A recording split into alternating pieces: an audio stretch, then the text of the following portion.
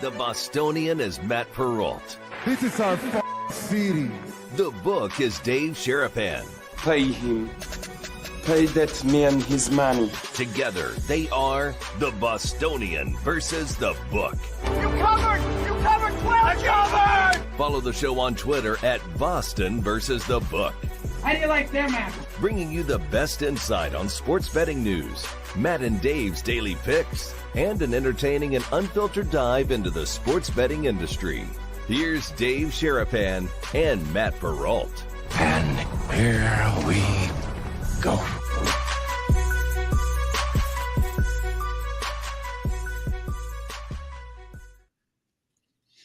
Happy birthday, Brigade! What is up? And welcome to a very special episode of the Bostonian versus the Book. Dave Sharapan, Matt Perrault, a whole host of characters coming in to be a part of the program.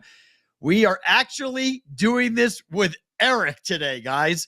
This is a unique setup. 2 years ago today, Dave Sharapan, I asked Dave, what should we call the audience? He came up with the term that is now known as hashtag BvB Brigade. We are live on our YouTube channel. We are live on Twitter, replayed on SiriusXM channel 159 and on Sports Grid each and every night at 10 p.m. Pacific time. Dave, it's been a fun 2 years with our guys that we call the Brigade. How are you? Happy birthday to our guys. Our, well, army, I'll call them, of guys who watch this show across the country. Yeah. Guys and girls. We got girls that watch it too. Got to make sure we get those included. Guys is like universal. It's become like this, like guys, girls. There's no gender specific. No, I know, but thing people anymore. watching the show, and I want them starting. I'm learning a lot of things. I had a couple calls this morning. We'll discuss later. I didn't know when we were live and when we weren't, but we got Eric making sure we know we're live. Eric got the feed up. Eric's making sure Eric the shots says, are right. we could do the old kazoo thing. Like, Eric, come say hi. You've been a part of this. You've been a part of numerous live shows. There he is! Eric Garcia. Look at this! There's our guy, Eric Garcia. We can go ahead Love and it, add a Got third the hat shot. on Got the hat on. in the office. The hat This on. is the first time Got a we've done boy. this, so this is a new to me, but it's fun, dude. I'm excited. Shout out to the Brigade, man. Happy birthday to the Brigade.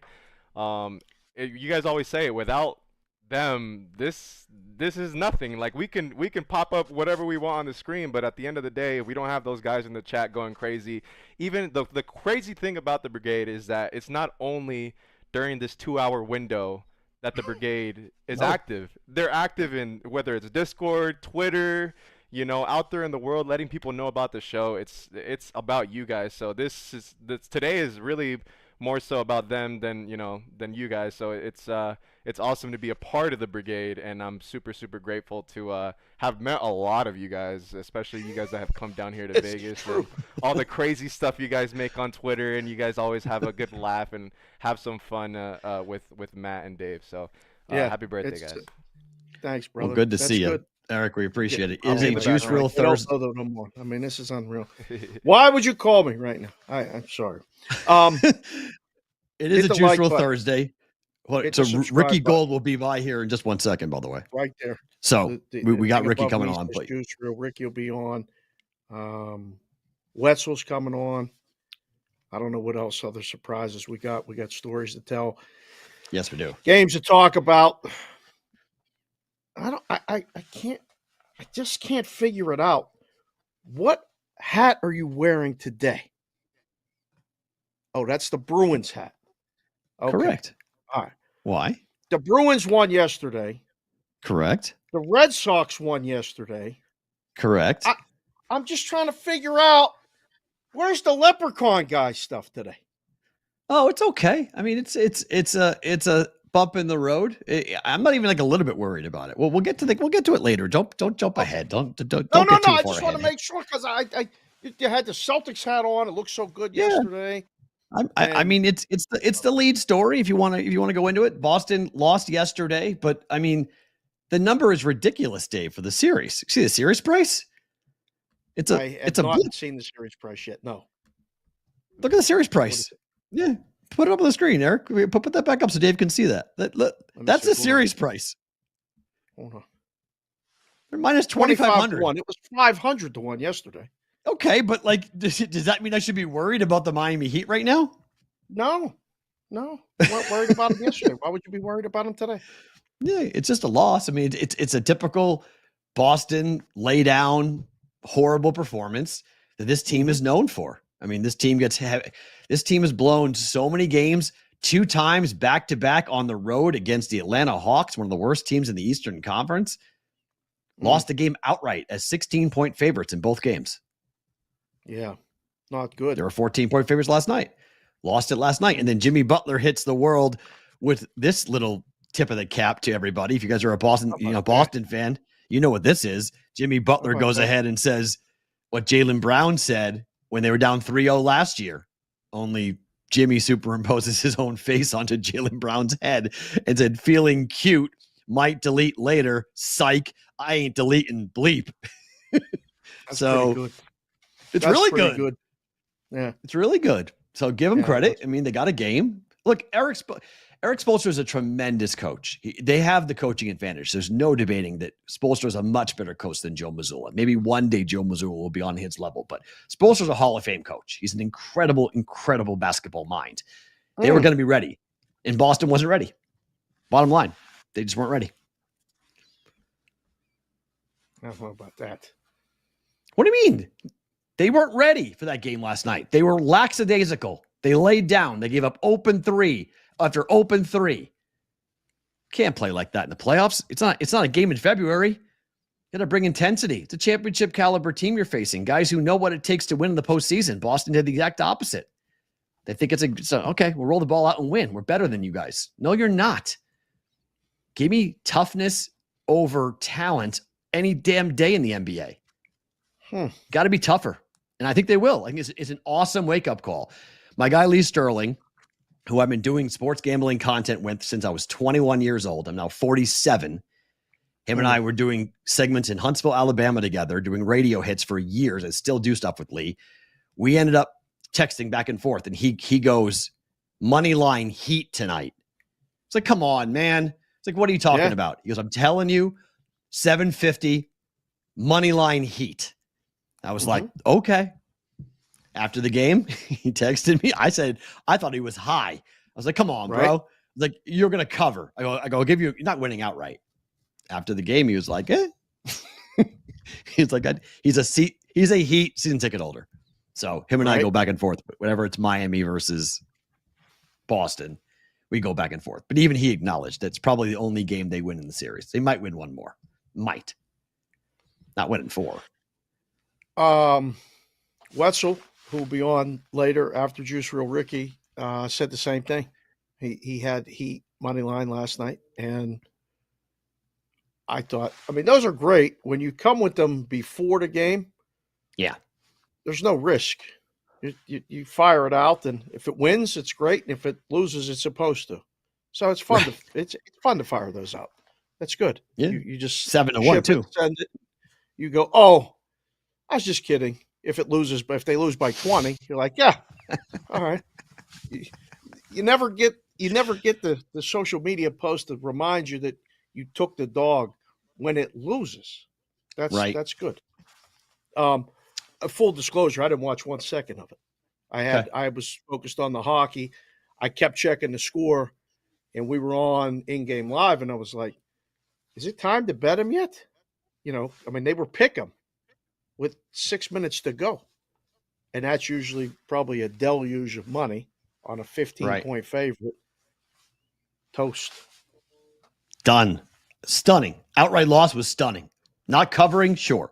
Outright loss, whew, stunning. So we got a bunch of games to get into for the rest of the show. We'll talk about tonight's games as well, but let's get to a Juice Reel Thursday and bring on our guy, Ricky Gold, who joins us each and every Thursday here on the Bostonian versus the Book. Ricky, good to see you again. How are you, my friend? Doing? I'm doing wonderful. Set the scene for New York for us here for a little bit. Are you seeing Knicks stuff like every 2 steps of the way? Like, how bonkers is the city right now for being up 2-0? Yeah, it's crazy. The Knicks, they might do it. They're looking like they're going to do it. Who knows how far they're going to take it. And the Rangers are coming right there with them. So it's good times for Madison Square Garden. Between the Knicks and the Rangers, which one has you more as the New York guy, Ricky? Which one, or is it both? I mean, and don't tell me it's the Yankees because it's the regular season. The playoffs mean more. Playoffs is another world. Playoffs trumps everything. But Rangers doing what they're supposed to be doing pretty handily. Their games tonight, or Knicks. Which one has you more kind of like this could actually happen? The Rangers to me both feel like they have a better chance of it happening, and also I'm just more excited about it. But I'm also kind of more of a hockey fan than a basketball fan like you. Okay. I was watching Boston's hockey game instead of the Celtics game yesterday. But yeah, I mean, I think the city I'm probably in the minority of people. I think the Knicks probably get a little bit more hype around town than the Rangers, but I think the Rangers have a higher probability of getting it done. Let me jump in here, Matt. I know we alternate, but I just saw a quick question from the chat, and I want to ask Ricky this question. How many times do you get asked if you're related to somebody with the last name Gold? Because somebody in the chat just asked if you were related to Jamie Gold. Like, how often does this happen? It's with my name. It's like I was designed to work in sports gambling. Some people say it could be an adult film star name, maybe a boy band. Ari Gold. Yeah, Ari. Yeah, my brother actually looks like Ari Gold, which is funny. No way. Oh. Yeah, he does. I should have brought a picture. What's his name, Ricky? Ryan Gold. He'll Right, love that I'm giving him a shout out too. Ryan, who looks like Ari Gold, a shout out right there. So you can tell your brother, go watch a show because we were talking about him today. That's great. Do you have more siblings than just your brother? I do. I have a little sister as well. Are they all ours? No, we got Ryan, Haley. Ricky. Oh, okay. Because Dave did the alliteration thing. All of his kids are K's. 3 Ks. 1, 2, 3. Nice. Yeah. I followed in the footsteps of my parents. They did all of our initials DMS. So all of 5 of us are D's and all middle initials are M. But we digress. Let's get to business. All right. Matt, ask him the first question, please, for sure. Juice Real Thursday. So there's a lot of people who have been using the application and are really finding it fun and really enjoying what you guys are doing. We're going to talk about how they could make money themselves off picks and plays. But for someone who might be tuning in for the first time, let's get into just overall, what is Juice Real? What can you go and download? And how are people using your application? Definitely. And coming off of this show, I've gotten a bunch of emails from you guys. I saw you on BvB. I love the app. So I appreciate you guys having me on. I love to see that your audience is excited about this. But yeah, so what is Juice Real? It's a tool for sports bettors. So wherever you are, all 50 states, you can download our app in the App Store or the Google Play Store, and you connect in all your betting accounts. Would be the first thing that you do. So you can link in your DraftKings, FanDuel, BetMGM, your local bookie accounts, Bovada, wherever you're playing. You can hook in your accounts, and then all your betting history and all your open bets load into our app. So that picture on the right of the screen is kind of the stats that you'll see. That's actually my screenshot. I sent you that. Having a good stretch over there. So you can keep track of yourself, but then where things start to get really interesting is with all of our users connecting in their betting accounts is the insights that we give everybody based on all of the data. The whole community synced in. So the whole kind of concept of this app is use community data to help yourself and to help everybody. And our goal is to make you have fun and help you win where you can. So it keeps track of everything, so you don't have to. But it also, because like I got notes, P-Road has a notepad over there on the right. I got sticky notes everywhere, keeping track of bets. Keeps track of all the bets across all the different sports. So you can see where, I got a guy, I call him Double G, in town that comes in and out of the books, and I see him when I run it around. He says there's no leaks you can see the leaks. Like if you're bad at college basketball, it kind of will tell you you're bad at college basketball. Maybe bet baseball a little bit more, or bet hockey where your strengths are, or golf or whatever else, right? So it's not just accountability to the different books and accounts, but also by sport, right? Exactly, by sport. I think it probably just released maybe a day or two ago by player. You could see if like what certain player is crushing you, and also like straight bets versus parlays and teasers. Some people, a lot of people lose on parlays. A couple people are good at them, but for the most part, you can see that distinction of how you're doing by bet type also. Ricky, there's some cool things in the app that I think people don't fully get as of yet. So if I am trying to sync up or track, I can use, it goes back into the history of my account, right? So it can tell me going back however long I've had a FanDuel account or however long I've had a DraftKings account. All that bet history gets populated, and you guys split it by sport yourself, right? Yep. Like, so we go back essentially as far, it depends on the book. We'll go back as far as the sports book is possible, so usually at least about 6 months, depending on the book. And yeah, we go back and it's automatically populating everything. We're automatically analyzing everything for you. So within a minute or two of downloading the app after you hook your book in, you'll see all your historic stats all broken out by all those different analytics. How does that impact? Like we've talked about this a lot about the future of the industry and how sports bettors, as the average person becomes more educated and a more intelligent sports bettor, and your app can do that where it can show them, hey, by the way, you're 0-25 in parlays. Maybe don't bet parlays, or maybe you're betting nerfies and you're getting killed in nerfies. How does that impact the industry going on if they're using an app like yours and they're becoming more intelligent about what they're good at and what they're not good at? Yeah, I mean, sports betting, the odds are against you. Like it is the odds are mathematically against you anytime you place a bet, unless you're doing arbitrage. But what Juice Reel's doing is it's helping take the edge away from the books. We're helping you understand the pitfalls that you're making. We're helping you understand the best lines. We do show arbitrage opportunities, and we're showing what some people are profitable, and we're showing you can access what profitable people are actually doing and putting their real money on. So our goal is to take a game that's stacked against you and give you the tools to essentially do hopefully as well as you can. And we're the tools to help you get there. You talked about a little bit in our communications back and forth about the possibilities of someone not just downloading the app, but also maybe creating a little side hustle. Now, not everybody wants to do this, and some people definitely should not be doing this. But if someone were to really get hot or want to dive into this more, how could someone say, start their handicapping service or pick business, a little bit of side hustle on the side? Yes, so a feature we just released, it allows any user of our app to subscribe and pay money to any other user of our app. And so if you think about when everyone's connecting in your books, you're as good as your betting data says you are. You're as every piece of data and every profile in our app is authentic because the bets are coming in from the books.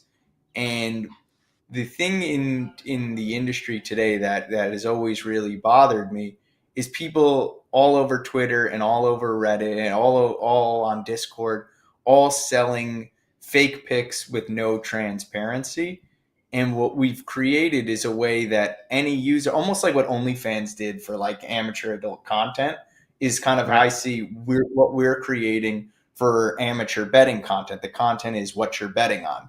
And we're making it so any sports bettor can take their bets and start to make money as people become interested in what they're betting on. Like betting, to me, what you're betting on is an asset. And the more people that want to know what you're betting on, the more that asset's worth. So even if you're an amateur bettor with a Twitter following of a couple hundred people, if some percentage of those people would like to know what you're betting on, you can now set a price on Juice Reel for what to charge other people to see what you're betting on. And now you can start to build your own handicapping business. And I don't usually like to use the word handicapping business, because what you're really doing is you're building a betting experience business. Anyone who wants to follow what you're betting on can now pay you to see what your real money is on. And so now you can monetize, as anyone who's watching this can now monetize the fact that they're placing bets. Just set a price. Other people around our app may find you and subscribe to you. And if you share your profile on your social medias, now your social media following can go and subscribe to you. And so we're starting to make it so that any sports bettor can authentically start to build a business for themselves, where the business is what you're betting on, because that becomes interesting to a lot of people. Yeah, I think that analogy actually is really good. The OnlyFans analogy really is good, because the difference between somebody who wants to go and start their own amateur handicapping service and putting out picks on Twitter is that you guys are making them accountable because you're actually tracking the play. So you can't lie about what you're doing. You're going to say, hey, look, I'm hitting 60% in the NHL playoffs right now. Okay, give me the record, give me the history. And that person would have it there in the Juice Reel app that they can then go and authenticate it. And you can see for yourself what that person is doing. And are they telling the truth or not? And then whether or not they're worth paying. I think that type of analogy is really interesting, because we have a lot of people who do that here in our chat. They come in and they talk about picks and plays and they try to build up their own name just inside of our chat. This is a way of going to the application and have it be actual tracked. Have you heard from users that they like the idea that this is really a trackable and verifiable way of seeing if someone's real? Definitely. I mean, we're seeing a pickup of users who are starting to make their own money, who are now building businesses for themselves. And on the other side of the coin, the buyers, much more, frankly, more important to me, is the people who are buying it now can buy information that is real from real people who have their real money on it. Because if you ever buy from a pick service, you're just getting a text message. The people sending that text message or sending that Discord message, they might not even have their own money on it. Like, you got to put your money where your mouth is, and right. and that's kind of what we're doing here with this feature. Is there a sport you're focusing on right now? Because a lot of people right now are disjointed: basketball, hockey, baseball. There's draft going on today with these draft props, which I am 100% not looking at the draft props at all. Golf, tennis, NASCAR. There's even F1. That was for you, Addison. I said I would mention F1. I did. But, like, is there, something that particular, or is it kind of just another sport, another thing? So from a couple different angles, I mean, we in terms of the actual people buying and exchanging information and advice, we kind of leave that to the experts, or leave that to the amateurs who want to share. Like, some people are just there's one influencer I know is an expert golf bettor, and he's been betting on the golf and giving his audience access to his golf picks through our app, and he's crushing it. So we kind of, in terms of sharing information, we let that come from the influencer. But from my perspective, we actually just built out a different golf feature that shows you, because line shopping in golf is probably the most important sport to shop lines.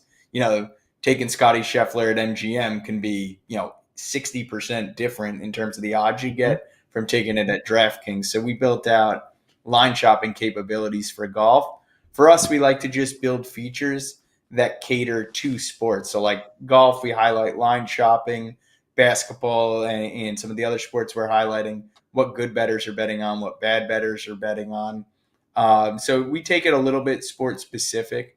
Personally, I'm a playoff hockey guy. I'll be watching all the Ranger games, hopefully all the way through to the Cup. Ricky, we'll wrap with this. If someone's watching this and they're kind of on the fence about should they or should they not download the application, one, it's free. But two, what's the incentive? What do you want people to take away when they are on that fence as to whether or not they want to go and take it out or not? Because we're telling our audience, like, look, this is how you support our show. You guys are supporting us. We want our audience to support your app. What's a way you guys say, hey, look, this is one reason why you should use it if you are teetering as to whether or not I should go check it out? Well, I mean, what you said first is probably the most important. It's free. So I would just say, give it a try. There's a reason we've got a whole lot of people coming back to the product. It's free and it's helpful, and that's really our goal. Whether you spend money on the app or not, unlocking other people's picks, get the value out of the free stuff. And if you decide that spending money is valuable to you and you're going to get something out of it, great. But either way, I just would, we built a free tool here to help people, and that's what we're trying to do here. The chat's asking if you guys are going to keep on adding more books as you go. Are you guys constantly trying to add more books to be able to be tracked on? Definitely. That's a big focus. I mean, we've got a lot of the main ones ever since Fanatics switched over from PointsBet. We're tinkering with a couple things on the back end to take that one live. That's something we're always actively doing. We get a lot of offshore requests that we're going to be adding to. We've got about 300 books that you could sync from DraftKings, FanDuel, MGM, Caesars, Bovada. But yeah, there's always more books and more places to bet coming up. So we're definitely staying on top of that. The last one for me, just because I was asked that question. Those guys that may be elsewhere, not in the United States, can get in touch with you and get the book synced up, right? Yep. Yes, yeah, we've got email support, some of which comes to me, some of which comes to I see some of the emails. Hey, I found you on BvB.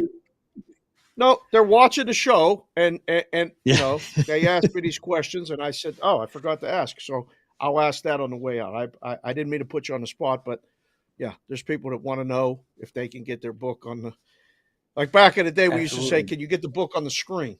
Well, now can you get your book? With Juice Reel Ricky. Maybe, yeah, we probably could. So that's good to know. Awesome. Definitely. Ricky, thank you so much. I can't say good luck to the Rangers because I'm a Bruins fan, but good luck in your series at least in the next couple of days until we meet up. Rangers! I'm ready. Ricky, good stuff, man. Appreciate it. Go download Juice Reel, free for anyone who wants to go and do it. Juice Reel Ricky joining us here. Ricky Gold on the Bostonian versus the Book. Always great to get him on the program talking about everything on this Juice Reel Thursday. Isn't that funny? Getting it on the screen, huh? All right. That's interesting. Yeah, get it on the app, right? Trackable, usable. There's a lot of people asking a lot of questions about a lot of things. And yep. They know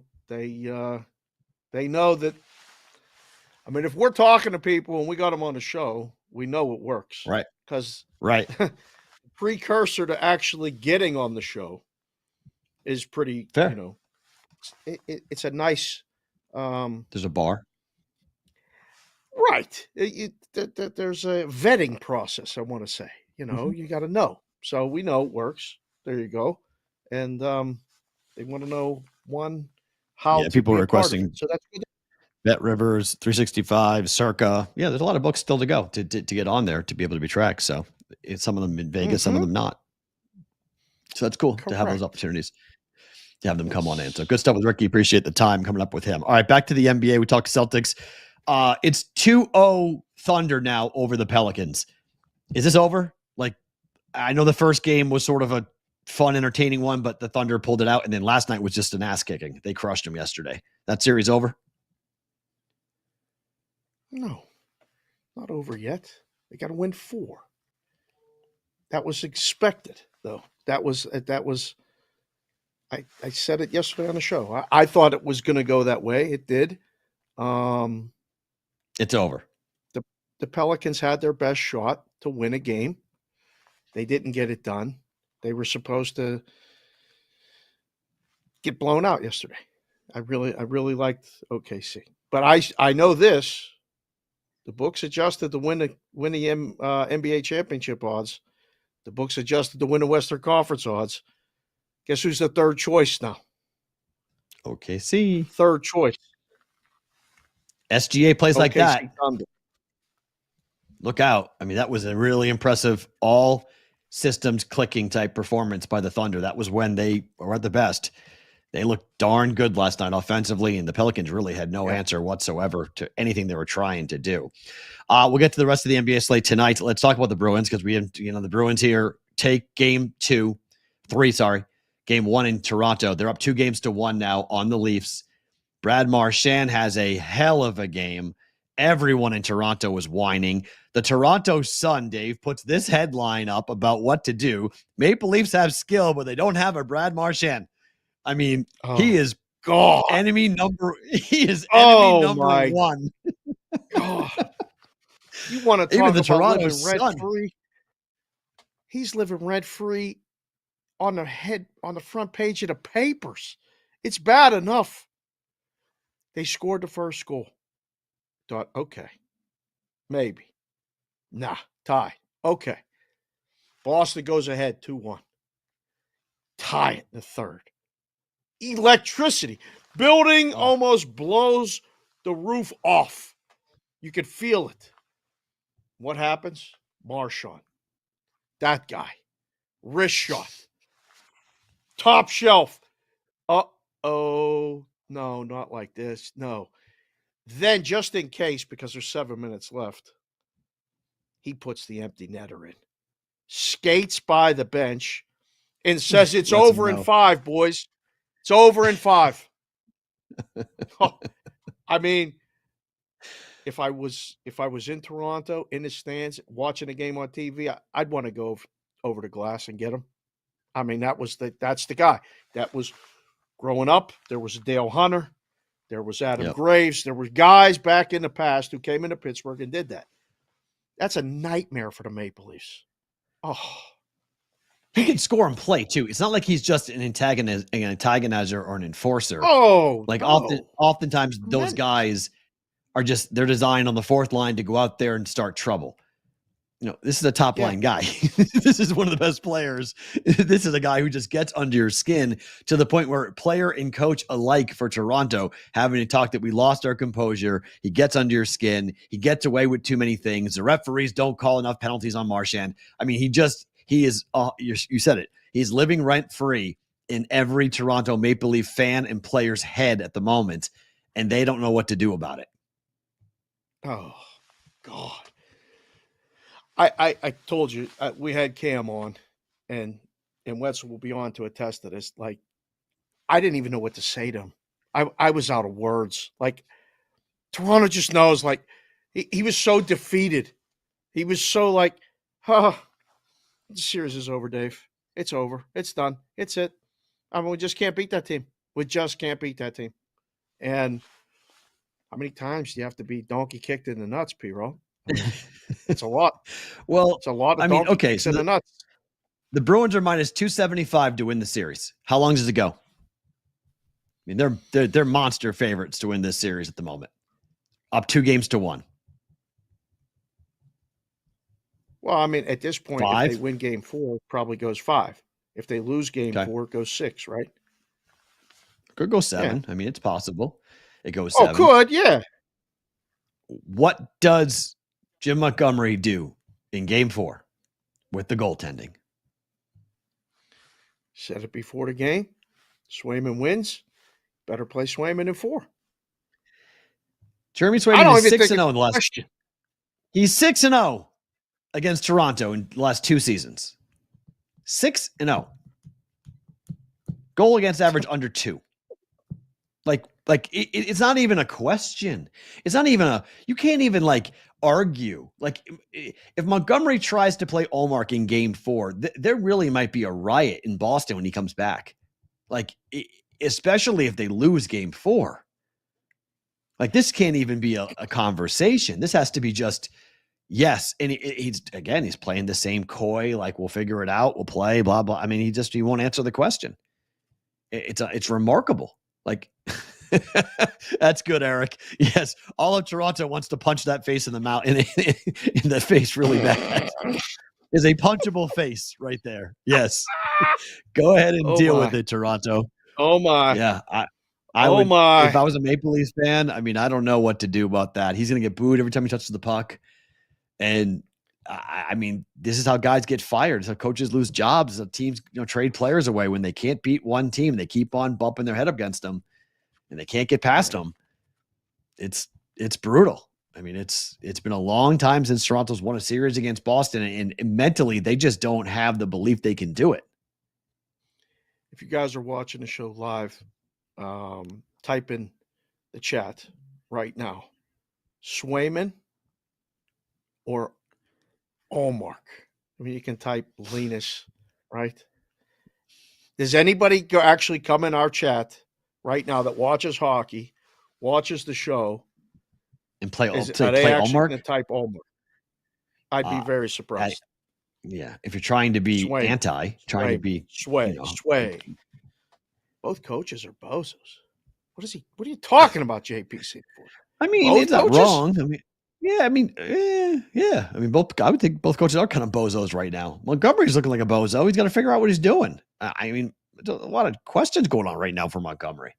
A lot of questions about him. Yeah, 100% Swayman, Chris. I agree with you 100%. Yes, there's no you play Jeremy Swayman. There's not even like a question about who you're playing. And I can't believe it's even, Allmark shouldn't play again until Swayman loses. Like literally, don't play again this postseason until he loses. Well, no.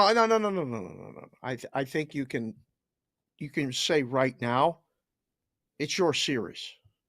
Like that's what you say in the room. You sit them both and you say, it's Swayman, it's your series.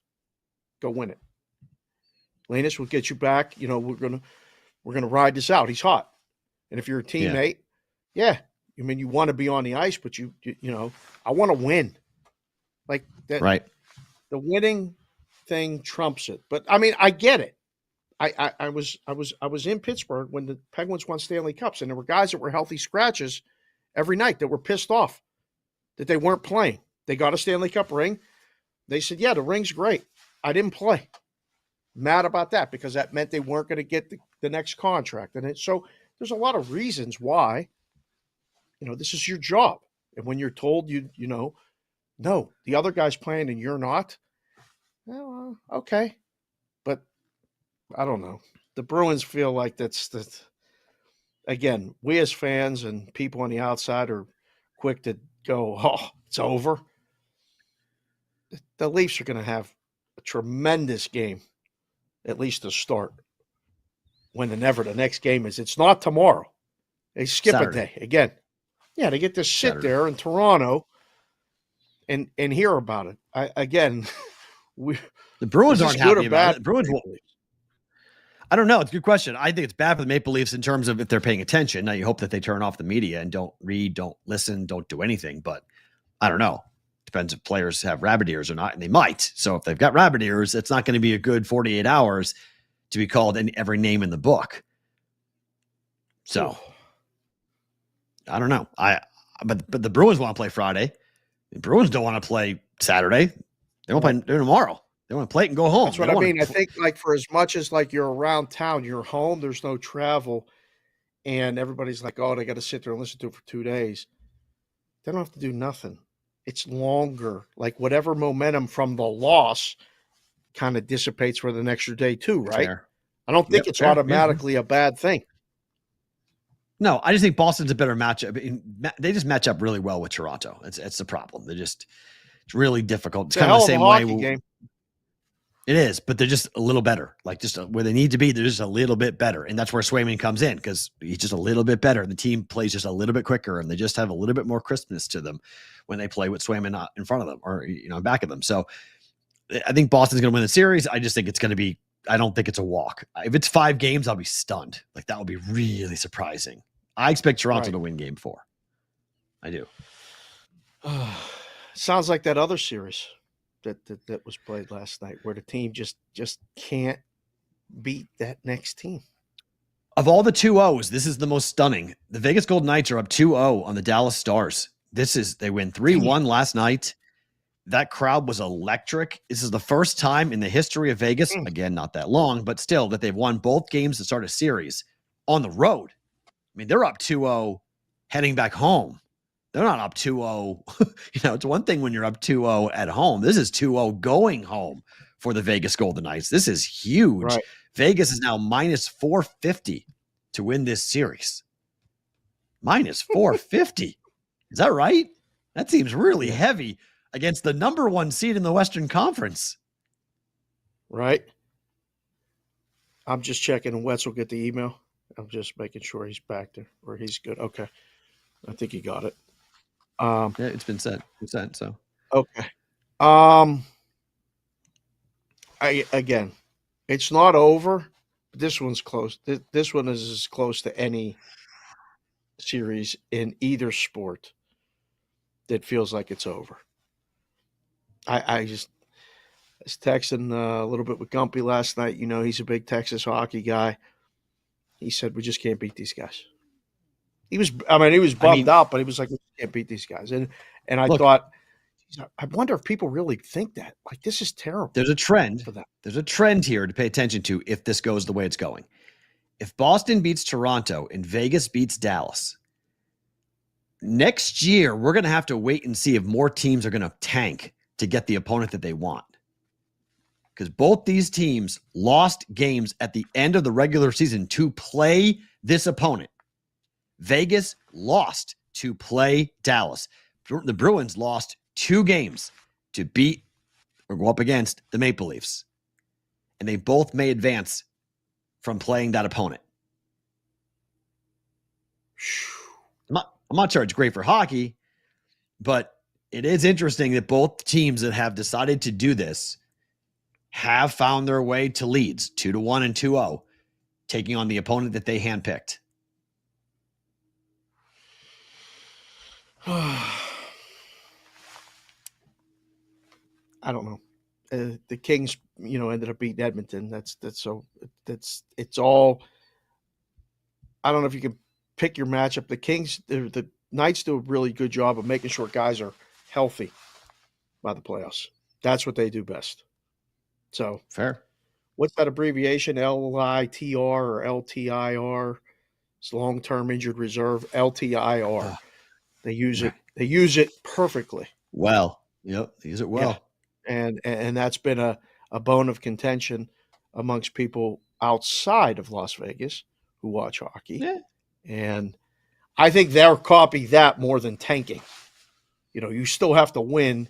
You still have to get 100 points to set up your opponent. But it worked out that they got to set up their opponent, each, and they're both up. If they were both down, we wouldn't even have a discussion. I mean, they're 5-0 this year against Dallas. 5-0 is 5-0. That was, everyone was like, be careful. They haven't played them since December. Okay. Vegas is 5-0. Haven't lost a game yet to Dallas. It's Logan Thompson. I'm surprised it's Logan Thompson. He's been phenomenal. Hill must be hurt still too. I mean, it's, playing Thompson he's been great. I mean, look, he played well at times last year. So this is, they had 5 goalies last year. That was the weird thing. The goalie coach for the Vegas Golden Knights is like Dante Scarnecchia for the Boston, for the Patriots. It's like he is a specialty expert that elevates the entire team because he can get anybody to play goalie at an elite level. I mean, it didn't matter who was in goal last year for Vegas. They won the cup with 5 goaltenders. So this year is the same thing. They just have an elite goalie coach here in Vegas who knows how to make these guys really, really good. Yeah, it's working. The whole thing is working. That's all. That's all I know. It's working. So you mentioned the Kings and the Oilers last night. Overtime win for the Kings. Game goes over easily. Oilers still favored to win the series. It's not a big price. It's minus 188 for the Oilers to win this series. But just watching that game, Edmonton better be careful with the Kings, right? I mean, the Kings have some belief that's pretty interesting to see what's happening with them. They look good last night. They did look good last night. Oh, sorry. The Brewers just hit a home run in the top of the 8th with 2 out to take the lead against the Pirates, and it rolls Chapman 6-5. Bummer. Thought the Pirates were going to win today. Oh, well. That's maybe come back. Email Scott again. He said he never got the email. He just sent me a text. So he's looking for the email. So whatever happened there. Okay. Yes, the Kings, I thought were going to be a step behind. They dictated play last night more than Edmonton did. That was impressive. That was a really good game. They have all the momentum now going back home. And wow. You want to talk about a swing in prices? I mean, the overall win the Stanley Cup price and win the West price weren't really adjusted. But, Edmonton is still the favorite to win West and the team to win the Stanley Cup from the West. But they're the fourth choice behind Carolina, the Rangers, and Florida Panthers. So, but the numbers got closer. The Stars number went up through the roof. It's almost as high as Nashville now. It's almost as high. I just thought that was really interesting. They didn't adjust the Kings price down. That's still really high. Yeah. So the path, right? The path that they have to go through to get to the Cup finals. And it might be a one-off. Somebody looks at it and goes, you know what? I don't believe that. An odds maker. Yeah, it's true. Could be one game. Yeah, it could be similar to what happened with the Celtics last night. Just they don't, they played a poor game and they'll bounce back and play better the rest of the way. Right. I don't know. It's like I keep on waiting for the Oilers to take that next step. I keep and like you mentioned it either yesterday or the day before, but like it just feels like as long as they rely on guys like Skinner, it's really hard to see them being an elite team. Not that the goals were his fault last night, but like he doesn't stand on his head the way other goaltenders do in the postseason. That just like, I'm not saying everybody has to be Bobrovsky, but like we don't see that type of performance at a Skinner where he's making epic saves and he's bailing his team out. Like it feels like when they put him, at a disadvantage, he gives up the breakaway goal. He gives up the power play goal. Like there's all these different things that are there that you're like, what's going on? Like why can't he elevate his game? It's crazy. The overtime goal was so random. The puck was cleared and it hit the sideboard or deflected off a guy right to Kopitar, breaking right down the middle of the ice. And he has a breakaway. And they don't always score in a breakaway, but there's guys that are better than worse. But I'm listening to Lundqvist after the game with Biz on the coverage and stuff. And the first thing he says is, look at Skinner's glove. Why was it so low? And it sounded like you talking about a fighter who drops his hand and different things like that, where if you're going to exploit it. And I went, geez, I got to watch the next game and see if it's shoot high on Skinner glove side. Because once that word gets out on the bench or in the locker room, I mean, we used to do that all the time. This kid here at this school, which, he does it like this. He goes down every time you fake blow, shoot high. Other guys are 5-hole, whatever. And I saw it, and they showed the replay 3 times, and his glove was down by his pads instead of being up here. And I was like, if the King knows about it and is talking about it on TNT, you did damn well know that everyone else is talking about it too. And I was like, oh my God, here we go. So I just wish, I feel like if I was the Oilers and I had Connor McDavid, I would be doing everything in my power to try to find an elite goaltender I can either trade for, sign, or develop, one of the two. And I'm not saying that they're not, but it just feels like they aren't. It's just like Mike Trout with the Angels and everything else. It's just like if you have an all-time great, like you only have so many years with him being an all-time great. The fact that he's going to lose consistently in the playoffs in 6-5 hockey games is frustrating. I would love to see Connor McDavid play in high-level hockey, but it's just not at the moment. He does not play with the most, like quarterbacks are the most important position in the NFL. The goaltender is the most important spot in the postseason. Right. You gotta have a goalie. You gotta have a guy who can stop, can't give up 6 goals. You literally cannot win without it. Now, can it be a rotation? Can it be 2 guys? I think it can. Last year it worked for the Knights. They went with the hot hand and then the hot hand, and then it worked. I don't know if you can just go automatic 1-1A, 1-1A, or whatever. It usually takes two, though. Like, there is always a spot. Like, if you go back and look, one guy doesn't play and win every game. He doesn't get all 16. There's a point, hurt, something, sick, who knows. But if you go back and look, there's a point where the backup wins you a game, gets you a game. So Wetzel said the email was in the spam, so he'll be in shortly. So he's good. Okay. So what Rock said, Connor Winsky said he'll end up being a veteran mercenary looking for a cup. I hope he's not Ray Bork. That would suck. I hope that's not what he's doing. Oh, jeez. I mean, similar. Well, I get it. Wayne Gretzky got traded, boys. You know, it could happen. It's too early for that talk. I mean, he is Edmonton. I'm not ready to. He may be Edmonton, but are they doing enough for him? Are they doing enough to help him win? Are they doing enough to? Is ownership sacrificing enough? Are they doing enough things to make it happen, to make it work? I don't know. Him and Draisaitl are incredible, but like you can when you score 5 goals in the playoffs, you should win that game 90% of the time. Correct. Like 5 should be enough. Yeah, you score 5, you should win. I mean, losing 6-5 is unacceptable. Like it's not. You know, I don't know. It just you look at that, you're like, how in the last night was 5-4. We're 5-4, 6-4, still whatever. I mean, even 4 goals is enough. I mean, it's ridiculous.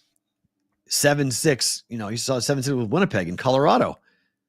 You know, Georgiev gave up 7 goals. Like it's just these are problem. You know, Georgia. It's a similar problem, right? It's Georgiev with Colorado. But he played well. He bounced back. He did. Georgiev did bounce back. Yes, and expect Edmonton to do the same. You just have to, as the goalie, you have to make those unexpected saves, but you have to make the routine every save. Soon as you let in a bad goal, man, you can feel it. You're watching it going, they better answer that. And when they don't, then you're always playing from behind, right? You're chasing instead of dictating the pace. So that's what Vegas is doing to Dallas in a lot of ways, though. Like Vegas is getting, without a doubt, is just stepping on their throats and just not allowing them to do anything. And when they score, it's just like the air comes out of the building, and Vegas just plays a very frustrating brand of hockey. And you mentioned Thompson; they're getting the goaltending, even when things are going a little bit haywire.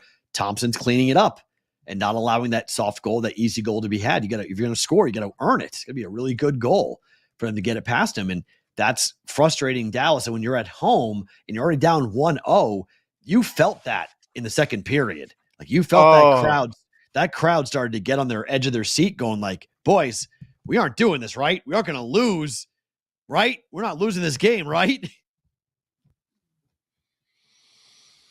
You could feel it. Anybody that had them in a bet was like, oh no. Like you could see it. You know, I was getting texts from people that, you know, I fell for the Dallas thing again. You know, I really thought they were going to win. And I'm watching it with Jess and the girls, and it was evident. I mean, Kendall just looked at the screen and said, they're going to win. It's late in the second period. She's like, they're not coming back. The Stars aren't coming back. I'm like, are you sure? She's like, no. And again, it's not the be all end all, but sometimes they just simplify things. And I watched the third period with that in mind going, she's right. They unless a fluky goal happened, they weren't doing it. So that was it's happening again, P-Roll. Right? Like driving around town, the flags are coming out on people's 100% and 100%. It's the the grocery store has the pop-ups with at the front of the stores have the Knights merch. People that never watch a hockey game in their life are all caught up in Stanley Cup playoffs, baby. We're back. We're making a run. Madeline, her school has not done Vegas Golden Knights Day yet. That's coming at some point. Yep. But know when that happens, it's all good because it's the town. But look I think I said when they took Dallas and they got Dallas on the draw, I was like, man, the dangerous game that they're playing. But if they can knock out the 1 seed, I mean, their path it's pretty good. It's the one seed's path. Well, they reshuffle. They're going to play they could play the 1, the 2, and the 3. I always forget that the NHL reseeds. I always forget that there isn't a path for the NHL that they reseed. Right. I hate that they do that. Yeah. But they could play the 1, the 2, and the 3 in that order. If things shake out, the seeds. We talk about it with the basketball. Just get in. In the hockey, it's legit. Just get in. Just get in. The number seeds, they really don't matter to the best teams. It's crazy to me because I think they want to play more games at home. They don't care. All right, let's go and talk some more hockey. We'll talk some basketball as well. I think this is his first time ever appearing on this show. I've done shows. You do shows all the time. Scott Wetzel from Sports Grid joining us here on the Bostonian versus the Book. Got him in. Scotty, Matt, and Dave, how are you on this anniversary of sorts? It's our audience's 2-year birthday. Welcome into the show. How are you? Good. Happy birthday. By the way, the NHL does not. I don't think the NHL reseeds anymore. They changed that a couple of years ago. So they don't reseed. Okay, good. So they do get the 1 seed's path. Yeah. So once you're in, you're in. Yeah. Pretty sure. So they have the 4-5 matchup next. Well, who you talking, Vegas? Yeah. Yeah. If they beat Dallas. Yeah. So they would have Edmonton and LA. They play the winner of Edmonton and LA. Yeah. That's tremendous. Which isn't. So they do it's.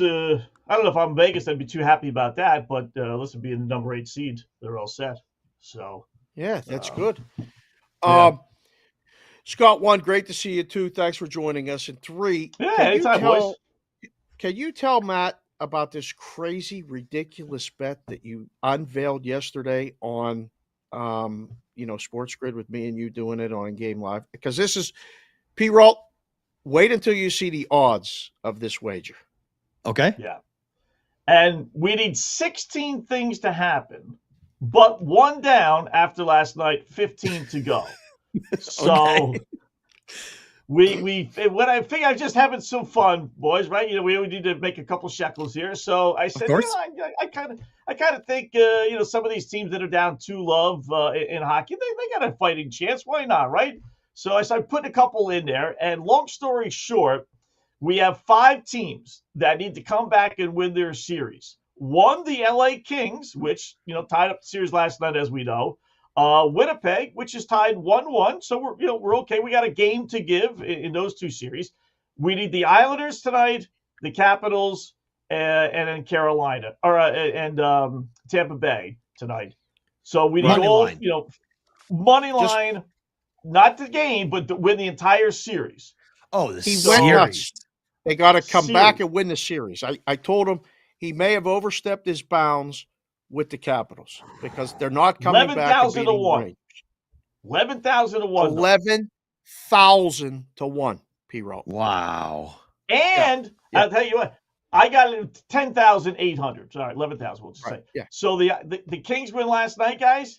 That I put that same parlay in today. It's down to 6,000 to 1. Ooh. Cut in half. I'll cut it basically in half for a 1 stinking win. But here's the thing, Matt. Am I expecting to cash an 11,000 to 1 ticket basically? No. But I'm going to put it in. I told the guys on the podcast this. Put it in $1 3 different times. 3 separate times. Even now it's 6,000 to 1. Why $1 3 separate times? Why not just $3, Scott, right? Or bigger. Because as soon as we get to the point where they're going to give us a little bit of a profit, say like $10. And by the way, they're offering me 12 cents. On my dollar bet, they're offering me a cash out for 12 cents. I might even just take it, just to say. So a couple of wins tonight. If we get an Islander win over Carolina, and a Tampa Bay win tonight, we might be able to get our dollar back. So first bet is, okay, we make our money back and then a couple shekels. Second dollar bet is like, okay, maybe we can get the Capitals to win tomorrow and another series to go our way. We're going to do it in increments. We're going to hold on to 1 ticket for $1, let it all ride, but we'll have 2 others where if we can get it to like 500 to 1, Islanders, I think, are live dogs. Tampa Bay is certainly a live dog. You're right. You got both we're going to need some help with the Capitals. That's the right. one. You got both home teams tonight, and they're both actually small favorites, so it wouldn't be out of the realm of possibility actually to get it done. Speaking of out of the realm of possibility, P-Rot was talking about people that said that the Heat were going to win outright yesterday. And we started the show, and I said, Wetzel started off the show yesterday saying he liked the Heat and gave it out on his podcast, Opposite Picks podcast, all that stuff to all your people. Did you really think the Heat were going to win the game outright last night? I thought they had a shot. Yeah. I loved them plus the 14.5. I really did. It's two things, Dave, as we talked last night. It's the Celtics, playing down to their competition like they always do and always have trouble with Miami. And then really even maybe more so than that, it's just I got to get with my buddy Mark Lawrence. He's got this computer. I want to know the record of teams that lose by 20 points or more in the next game in the postseason. And I'm telling you, guys, all of us been doing this a long time. I just noticed those teams win the next game way, way more times than not, whether it's home, road, favorite, underdog, 1 seed, 8 seed. There's just something about getting their butts kicked by 20-plus points that motivates them, maybe makes the other team a little overconfident. And those teams are live. They are absolutely live dogs. So I thought they had a shot, and sadly they did win. What do you make of game threes? Because we have a ton of them tonight. We have 2-0s, 2-0s, 2-0s up and down the board. Look, the zigzag theory in game twos, that's dead. But I'm not sure the game three zigzag theory is dead. Like, I think Philly wins tonight against the Knicks. I think there's other teams that have a shot. What do you make of the teams down 2-0 at home in game three tonight? Yeah, I love Orlando. I don't think all three are going to win, right? Cleveland's going to go up 3-0, Knicks 3-0, Denver 3-0. I don't think so. One of these teams, at least one, right down 2-0 is going to find a way to win. I like the Sixers. The problem with that is they're 5.5-point favorites, which is just crazy. Right. It's amazing. All three teams that are down 2-0 are actually favorites to win. I mean, how does that make any sense theoretically, right? But, well, the books are playing protection because they know what everyone's going to bet. They know they're betting the favorite, or they're betting the home team. So make them the favorite and see if they walk into one. I mean, the number move on the Knicks is wild. Opened at 3.5, and now it's 6 at some books. Yeah, and even the over/under last night on Orlando Cleveland, big move. I was 198.5 last night when I put it in. Now it's up to 201. Yep. I think you know the system I play, and Dave knows, right? I got a gazillion systems, Matt. So one system though that I really, really do like, not that I don't like the others, is if something happens in game one and game two, then I play the opposite in game three. Fair. Case in point, Cleveland beats Orlando and covers game one, and game two, both games go under. I think Orlando comes home tonight and says, listen, boys, that whatever we did in games 1 and 2, that didn't work. So we got to change things up. And in this case, I think they got to pick up the tempo a little bit. I know they're a strong under team, Orlando, but I think, listen, our backs are to the wall. We got to do something drastic. So I love playing on that for the opposite. And in this case, it would be Orlando and the over. What's the system for the Lakers? The Lakers and the Nuggets. I mean, like, this is easy. You've been all over this. LeBron tonight and favored now, and some books actually flipped it the other way. But what's the system for this game, Wetzel? Winners bet with greatest sports axiom of all time, bar none, the greatest. Winners bet with streaks. Losers bet against streaks. I got a team getting a point that's beating the other team 10 straight. What am I missing? Line makes no sense.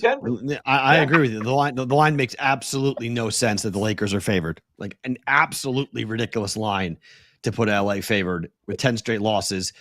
I'm not sure tonight's even close. Like Denver's just they're just way better than the Lakers. Yeah. Maybe Lakers first half. Like I would play all these teams that are down 2-0 first quarter, first half, right? I think it's a pretty smart bet. These teams are all going to come out flying, right? All at home. Yes. But for the end of the game, then I would definitely flip it. But how could you make a team that's lost 10 straight to a team be a favorite? I mean, even if it is LeBron. Except he'll get a lot of calls tonight. Right. So, that's what I mean. He's going to get every call tonight. I mean, that's think about it, Matt. Yeah. Here's a guy, LeBron. He's the biggest baby in the world, right? You know how many times he's fouled out of a game this year? Not once. This year? How many times he's had 5 fouls? 1 time. 1 time, 5 fouls. 4 fouls, 2 times. 3 fouls in a game, 4 times. He's played basically 70 games this year, getting 2 fouls or less. And you don't think those officials are bending over backwards for him, and now he's going to bitch about the officials? I got a feeling the officials are going to say, you know what? Screw you, LeBron. Yeah, we would kissing your butt and protecting you all freaking year, and that's what you're going to do to us? Really? Right. Watch him have 4 fouls in the first half. This would be great, actually. You can say whatever you want here on the show because this is just us and it gets fixed later. So if you need to say an ass or a shit or whatever, sorry, well, you can let it fly if you'd like. But bad habit. Fudge. That's the word. That's fine. Fudge. You always get me every night when you do this. What the fudge? And I'm like, oh, you almost said it. Okay, so Lakers, we don't understand the line. Did I hear you right? Did you say you loved Orlando? I do. They're a good team, Dave. They had one of the best home records in the league. Yep. So, home record in the league. So, they were the 5 seed. This should be an even series. I really don't have any faith in Donovan Mitchell in Cleveland either. I wouldn't be that surprised Knicks go up 3-0. I certainly wouldn't be surprised Denver goes up 3-0. But I would be surprised if Cleveland went up 3-0. I really would. This Orlando team's a pretty good team. I'm with them. I liked Orlando going into the series. I thought they had a shot, and then they got worked in game 1. And I was like, ugh, okay, they have to win tonight. Their backs are against the wall. If the Knicks win and beat Philly, like, what does that say about the Sixers and their organization? Like, they can't get swept out by the Knicks. They can't get destroyed, right? Philly's got to win this game tonight, do they not? They do. They really, I mean, this team finds a way. They're kind of like the Celtics, Philadelphia Light here. They just find ways to lose. I mean, I don't get it. Embiid has a good game. Maxey has a good game, and then they still lose the basketball game. How about Kyle Lowry? Never hit a big shot in his life, right? Misses not 1 but 2 free throws in the final minute. His over-under was 8.5 points. He finished with 8. 2 free throws, and he throws the ball basically away. Don't get me started on Philadelphia. Yeah, there's something rotten to the core with that team also. I do think they win tonight, though. But if they lose and get swept even, wow, that would be crazy. What was the point of bringing Nick Nurse in, right? Right. Yep. Yeah, they can't get swept. That'd be he's going to feel the heat. But I don't think getting just to win. You don't. That was going to be the next question. So Eastern Conference, the Celtics lose yesterday. If the Knicks lose today, that's back to being a series. Is it just a laydown in the Eastern Conference for the Celtics? Like, are you still going, we put them in? I mean, it's one loss, but it's not a big deal, right? Right. I mean, let's hope so for our sake, right? If Cleveland were to win tonight, they have Cleveland in the next round. I don't know. Could the Cadavers? It's a competitive series. P. Ralt, he keeps saying he ain't worried 1 second about Cleveland. Either am I, but I'm more worried about Miami than Cleveland. Yeah, right. Or Boston bullshit. I agree. 100% agree with that point. Yes, I agree with that whole 100%. Yes. Yeah. Miami's a problem. Miami's a problem. Yeah, Cleveland's not. Miami's absolute problem. Scotty, anything tonight? Dave won't talk about the draft. He won't even sniff a bet. I was going to ask you what you were doing for the draft because we're all off. Do you like it? Do you like anything tonight? Well, I tell you what, they haven't had these lines here in New York on Draft or FanDuel and the others. So I went on one of my other little favorite sites offshore. There is one line, well, 2 that just I'm stunned, and I don't know how this is going to cash. And this is going to be my battle with Dave about the boys in Vegas knowing something that we don't. I'll give you the one that I think will cash for sure. Over 4.5 quarterbacks. 4.5. Now it's juiced minus 380. How are 5 quarterbacks not being taken in the first round? It's possible. P. Ralt, tell him. I bet last night plus 300 on the 4 get taken. Because I don't believe Penix, Bo Nix. No Knicks. I don't believe Nix or Penix will be first-round picks. They're both second-round picks. Wow. That's what had to happen.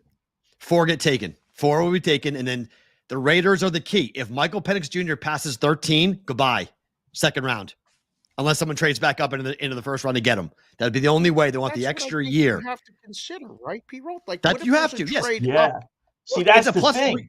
It's 350 right now. It's plus 350 for under 4.5 quarterbacks. It's a flyer bet. I'm not sitting on a table and guaranteeing this to happen, but I think people are overvaluing the quarterback spot right now. And Michael Penix Jr. has an injury history that should scare the living shit out of any team that takes a look at the guy. He's banged up. He's been banged up his whole career. He gets hit and got hit a ton. He's old. Like, Bo Nix is old. Like, these aren't quarterbacks that are coming out old. It's like Chris Wade. These are old. These are guys who are old. These are guys. If you're drafting a first round pick quarterback, should be a 21-year-old kid that has not taken a lot of hits in college, that does not have a lot of wear and tear on the legs. You want him to, for 10, 15 years. You want this guy to be part of you're investing a ton of money in this guy. So I just think that that's going to scare teams away. Where the Raiders at 13, that's the question. They're going to look to take quarterback, which why did you signing Gardner Minshew? I mean, I guess it's because you want to have a youngster underneath them and learn, but like, you can play Gardner Minshew for a couple of years if you want. He's not ancient. So I don't know. I think the Raiders could pass on a quarterback, take an offensive lineman to help him out, and then it's a fall because teams after 13 don't need quarterbacks. Yeah, but Dave said it there. You want to get that first year, 5th year ability to lock him up into 50 years. Like the Joe Burrow was older. How's that worked out, right? Tremendous, but Michael Penix isn't. I mean, I can't put Michael Penix and Joe Burrow in the same conversation. I know, but you tell me both Penix and Bo Nix are both going to last until the second round. Because that's what had to happen. Bo Nix being a first-round pick is an absolute clown show. That's ridiculous. No, Penix, stats-wise, Penix being a first-round pick, I'll buy it. The level of competition is a big question. Same thing with Caleb Williams, though. Who do they play against? And then you look at the injury history, but Bo Nix is, I mean, look at his numbers at Auburn. I know he went to Oregon, but that's the Pac-12. Bo Nix at Auburn is the real version of Bo Nix. I like the kid. He's a massive project. He is not a first-round talent. I'll fall over. Bo Nix goes your bet can cash for Penix going in the first round. If Bo Nix goes tonight, I will be absolutely stunned if Bo Nix goes tonight. All right. I think he will. How about this one? J.J. McCarthy. J.J. McCarthy. What? Am I missing something? You know what his over-under is to be drafted? I was shocked when I saw this today. 4.5? 5.5. Yeah, under 5.5. I mean, with Bo Nix and Penix being 32.5, how is J.J. McCarthy? Did he moved up the ladder that much? I mean, the first 3, we guess, right? Or is it New England that maybe likes J.J. McCarthy? Or there was an internet rumor last night. I mean, it's the internet, right? So, but there was some scuttlebutt about how the Chargers would trade Justin Herbert to the Vikings, leaving the door open for Harbaugh to draft. And they have the 5th pick, right? They have the 5th pick. Isn't it curious? It's 5.5, not 4.5 or 6.5, and it's juiced to the under. Under is minus 170 because he can go 2, 3, 4, or 5. All those spots are like. Are you serious? There's enough. You guys. P-Roll, you heard he could go as high as 2? The Commanders could take him. Wow. 100%. The Commanders like him. The Commanders could take J.J. McCarthy at 2. Yeah, they like him that much. They think he could be that guy for them. Someone's taking him, right? That is one bet. Based on what they're giving me, if they think Penix and Nix are 32.5, okay, we could argue about that. But if they think McCarthy, if they post him at 5.5, I'm telling you right now, that dude will be drafted in the top 5 slots. I don't agree with it. I think it's completely wrong, but how can you bet that? The arm talent for Jaden Daniels is amazing, and same thing with Drake May. But as a Patriot guy, looking at where they played in college, JJ playing at Michigan, I would draft JJ McCarthy to the Patriots at 3 over the other 2 guys, even though they may be better quarterbacks long-term. Playing in the weather to me matters a lot. I think Caleb Williams is going to have a big question mark about playing if maybe a dome there eventually in Chicago. But right now he's playing outside in December and January weather. It's not going to be too pretty for a guy to play in that type of conditions. I'm concerned about Drake May and Jaden Daniels playing in the South and being Southern kids to go ahead and go up to New England and play in the cold. So if they agree, maybe J.J. McCarthy goes to the Patriots and it's Brady 2.0 and all the comparisons start the whole thing. So I'm with you. I think he's gone by pick 6. McCarthy's off the board. So if that's the case, then I'll go back to the quarterback 4.5. Then you think that's it then? No more quarterbacks after 4. May. Yeah, at 4. Yeah, 4. Yeah, 4 quarterbacks taken in the top. I think 4 quarterbacks could go to the top 5 picks. I mean, Marvin Harrison Jr. goes 4 to Arizona. That's the only non-quarterback taken in the first 5 picks. Wow. How about this? Put it in the How about chat this real quick right now, guys? Where do you think McCarthy's going to go while Scott's here? I'm just curious. Everybody that's watching, we got a nice influx of people like we do every day around this time. Thank you guys for being here. But where does J.J. McCarthy get drafted? Which team? Because you're the first one, P-Roll. I actually heard Washington. I thought it was New England. It's out there. It's been out there for a long time. I thought it was Minnesota. I didn't think there was a real interest. I thought that was all just nonsense. Other teams saying they're interested in it. No. Let me ask you guys a question. Yeah. Let me ask you Go ahead. a question. If 2 guys are on the table right now and you're starting a team, would you rather have Trevor Lawrence or Justin Jefferson? Where am I playing? Where am I playing? Doesn't matter. Oh, it does to me, warm weather team? Yeah, it does to me. Am I a dome or am I warm weather or am I Chicago, New York? Probably a warm. Well, there's more warm weather teams, I think, than there are. If I'm a dome team, I'm taking Jefferson. If I'm a West Coast or warm team, I'm taking the quarterback. Trevor Lawrence, though? Sure. Over Justin Jefferson? Yeah. All right, here's my thinking. I was hoping you both say Justin Jefferson. Where would you go? I'm saying Jefferson. All right, good. All right. So that being said, how about this? That's not going to happen. But how about the Chicago Bears take Marvin Harrison Jr. number 1? What? And then take their quarterback number 9. Because you just said, and I agree with you, I would rather have Justin Jefferson or Jamar Chase or a big time wide receiver like everyone seems to think Harrison Jr. will be. And I'll settle on a Bo Nix or a McCarthy or one of those other quarterbacks that'll still probably be there at number 9. That's what I would do if I were the Bears. Wow. Take a wideout number 1. I mean, this is not a fantasy draft, Wetzel. Are you crazy? I'm trying to help these teams. I'm smarter. You know that, Dave. I'm smarter than these GMs. Isn't that a good move? Right? Chances are Caleb Williams is not going to be the next. No, it's not. They have DJ Moore, Keenan Allen, and Dante Pettis already. You don't need to go get burn a number 1 pick. The cost alone. This guy's got to be a Hall of Famer, though, Matt. Doesn't matter. He's got to be a Hall of Famer. Wetzel, we put this stat up yesterday. In the last 20 drafts, first-round wide receivers have only signed a second contract with the team that's drafted them 27% of the time. It's the worst position to draft in the first round. They come and go. The last 20 years. You want to take it the first pick overall? But they leave quick. His father was a Hall of Famer. This I don't know who his dad is. No. Right? You cannot take that is such a reach at 1. I think Harrison at 4 is a reach, to be quite honest. I'd take the kid from Penn State at 4. Give me an offensive tackle at 4. Give me someone like that. You can bake offensive tackles. Just feed him some corn and whatever. Did you really tweet this? Eric, put this on the screen. Draft rumor: Washington drafts Marvin Harrison Jr. Where did I hear it? That's another one. Myself? Yeah. Yourself? I created it. You can't self-glossed report. He self-glossed a tweet. You can't do this. Why not? That makes just as much sense. Same thing. I got Penix and Nix both. You said it. Right? You just said it. They're going to be there second round. So go get your big-time Hall of Fame wide receiver at number 2 and go draft a very good quarterback in Penix and Nix. Oh See, this gosh. is why you're not on the draft special tonight on the big. You wonder why. The three of us are all off tonight. This is for a reason, because you're starting your own rumors. Last one for me, Wetzel. Right. What are you doing tonight?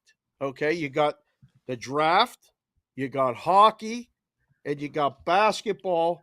I think, what is there, 2 baseball games tonight? Not much not everything's going on during the day. Right. Yeah, so there's actually Yankees. only 1 baseball game, but it is the Stankies. What are you watching tonight, Wetzel? And if you tell me like Survivor or some chef show, I mean, please, like you're watching the sport, aren't you? Yeah. Oh yeah, definitely. Thank goodness the Red Sox aren't playing tonight. They're playing this afternoon. Just lost. So, yeah. Did they lose? Yeah, 6-5 or 5-4, one of the two. They're down 6-4. I'm gonna watch the drafts, but I'm gonna mostly watch the hockey. Especially now that we got an 11,000 to 1 ticket on the line. So if we could, but I'll be flipped. Like NBA, you don't have to watch until the 4th quarter, right? Hockey, you have to watch the whole time. Draft, you only have to watch for a couple of seconds. So we'll kind of maneuver the remote control. Make sure the batteries are brand new. Got to get new batteries, folks. Don't lose the remote. Find the remote right now. Put it where you know it's going to be in a couple of hours. You got to be prepared for all this stuff. Lock the Scotty, door. Remote in the house. Like, have you told the kids for 2 decades, put the remote back on this cushion or this side table? It's a losing proposition. There? No. It's never there. Never there. It's a losing proposition. Never there. The back end of the remote where the batteries is gone. I got to put tape over it to make sure the batteries don't fall out. Yeah. Amen. Yep. By the way, Scotty, your Mel Kiper may have just kiboshed your bet because Mel Kiper just said that there's no way Michael Penix gets past 13. So Mel Kiper Jr. is putting it out there, predicting that there's no way Michael Penix gets past 13. His track record is not good, by the way, just FYI, when it comes to making draft predictions. Mel Kiper's predictions are not good. Scotty, good stuff, my man. Thanks for coming on. Appreciate the time. We'll catch up on the road, right? That is Scott Wetzel at Opposite Picks. Go follow him on Twitter. If you guys haven't followed him before, go do so right now on that. I mean, Kiper Jr., it's just said on ESPN, all over. He said the first 3 picks will be chalk, he says, and Michael Penix won't pass number 13 overall. Wow. Okay. Sure, Mel. Sure. Okay. I was up very early this morning watching live coverage from Detroit in the casino, in the book. Right. Like, and I had a couple moments, and like we were talking about this being the birthday of the Brigade, and we've been doing this, calling the Brigade for 2 years now. You and I have been, cranking out shows, and I mean, we got backing us. We got all these people watching us, and I'm watching this going, they're doing all this live draft coverage right from the book. And I had one of those, like, when did this become so mainstream? Like, it was chalk or not. Like, I forget what they named the segment, the draft. Is it going to be chalk, or it wasn't chalk or not? It was chalk or something. And they were talking about it like it was a real thing. Like, what are we doing? Is what it is. It is what it is. Well, our mandatory draft coverage. The draft is tonight in Detroit. I'm going to guess the answer to this is no, but will you watch a single second of draft coverage tonight? So forever, what I'll do on a night like tonight, although we may be meeting for lunch a little bit after the show or something, like if we don't go grab dinner. Just while company's in town, we have people to see. I was going to put that out there before. But I'll have an eye on it. It won't be dedicated to its own screen. Because for years, when you were a kid, how did you watch the draft? How the Patriots are going to draft a guy? Who the Patriots are going to draft? No, I watched the whole thing. I've always loved the draft. Well, see, you're a little bit younger. I mean, like it was, we had to find out via the radio when I was a kid. Yeah, we always had ESPN. I mean, I'm 47, so we always had ESPN. I never knew the draft not being on TV. I've always known it to be on TV. So it then became, when it was on TV, it was like, oh, this is cool. And then, see, I just have a different perspective because, I mean, like the Steelers were like, literally Jack Ham was my next door neighbor. So it was like, oh, okay. Like, that's cool. Who's on the team? So always wanted to know who the Steelers drafted. And I'm still like that. I'll still wait and see who did the Steelers get? When did they get them? The intrigue tonight is the quarterback thing for sure. But now it's who goes where.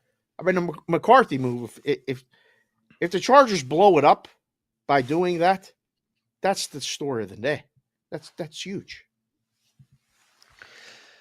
Boy, would Jim Harbaugh want JJ McCarthy that badly? That's I mean, to go and do that, to move up, to take JJ, to trade Justin Herbert, to go get JJ McCarthy.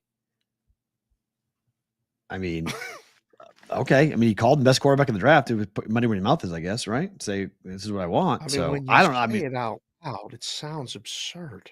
It does, but you know what? Yeah, he would know best. He won a national championship with the guys. You know, he's coached in the Super Bowl before. I mean, he understands. Right. He knows what guys are supposed to do. So, I mean, he knows the level. He knows the game. That's why he was so coveted and so sought after. And as anyone will say, I want my guy. You know, I want my guy. Right. I need my quarterback. I need my guy. And if he knows he has him, he may just say, "Look, Justin, you're awesome, but you're not my guy. I want somebody else." Right. That would be crazy if that winds up happening. I mean, it would be wacko. The Patriots. Dare I say there might be more handle on the Laker game and the Nuggets game than the draft at a lot of books. Wow, really? Yeah. Yeah. Standalone NBA game, LA, Lakers, Nuggets. But is that because of the limits? It's LeBron. Yeah, but the limits are tiny on the drafts compared to a game. So that's more. That's what I mean. How many numbers of bets? How about numbers of bets, not handle? How about numbers of bets? That will dwarf it. That'll dwarf it. I don't know. People like betting the draft. People have been clamoring to bet the draft. It was a huge deal. Remember, you can't bet the draft in Vegas today. So Vegas, throw the Vegas numbers out. You can't bet the draft today in Vegas. Had to bet it last night. Right. They shut off the same day draft betting. So that's one reason why that's true. Here in Vegas, that's very true because people will bet the Laker game because you can't bet the draft. But everywhere else, you can bet the draft. You'd be surprised at what a limited market the draft is. Yeah, it's a great market. Handle, I'm with you. But it's an amazing number of wagers. Dave, come on. I mean, everyone has a $10 bet tonight going. Everyone. Like it's just I disagree with you entirely. Is it a gigantic betting day from a handle perspective? You've been wrong disagreeing with me. Okay, it's a ticket thing. People want to bet the draft. In Vegas is different because we shut it off. Books don't want to bet the draft here. They do it because they have to. But outside in the DraftKings in the FanDuel world, every 25-year-old kid who's a football fan is betting the draft tonight. My brother has 15 bets going tonight, loaded up. They're all they're geeked up to bet this. No, but they're all $5 bets. They're not heavy wagers. They're all $5, $10 that's bets. Fine. So it's all just tickets. So I'm saying like heavy ticket count, low handle. Yes, it's a low handle event, but heavy ticket count. I mean, ask the chat. How many bets today does the chat have going in the draft?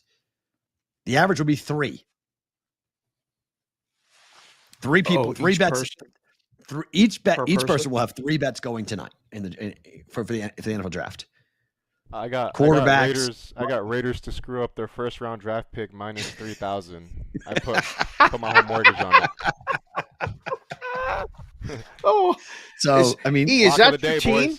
Lock of the day. Are the Raiders your team? Like the Angels are your team? Nah. See, listen. Growing up, being born and raised in Vegas, it was cool. You know, I was a little bit of a free agent when it came to sports. So my grandpa, growing up, he was a huge Steelers fan because back in the 70s, 80s, they were winning everything and they were the best team in the So I kind of grew up a Steelers fan because of my grandpa when he moved to the U.S. He was like the same way. He was like, that's great to hear. He was like, who do I like? So yeah, the Steelers. But I'm the same way with the draft. I'll watch the first 10 picks and then just wait until the Steelers pick later in the day. I'm more so intrigued at the trades that are going to happen in the draft rather than the actual players. Yeah. But that's the problem with betting on it too, Eric. I mean, the trades are what screw up your bet.